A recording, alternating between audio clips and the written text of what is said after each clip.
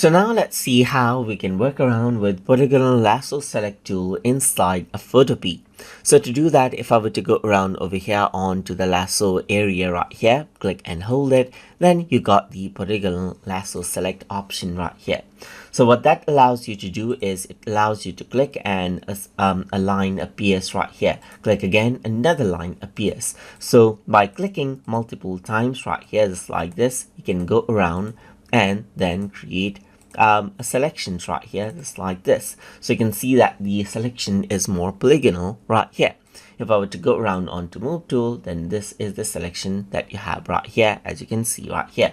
Let me just press Ctrl Z, and I can also go around over here and add to the polygonal selection right here, just like this. So I can go around and add to the selection right here. Then I can also go around and add to the selection just like this, as you can see, and then you got more polygonal shapes right here. Or you can go around and subtract it out around over here as well. So just like this, you can go around and subtract it out right here.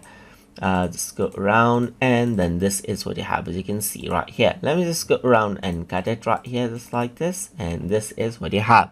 So that is how you can work around with Polygonal Lasso Select tool inside a Photopea.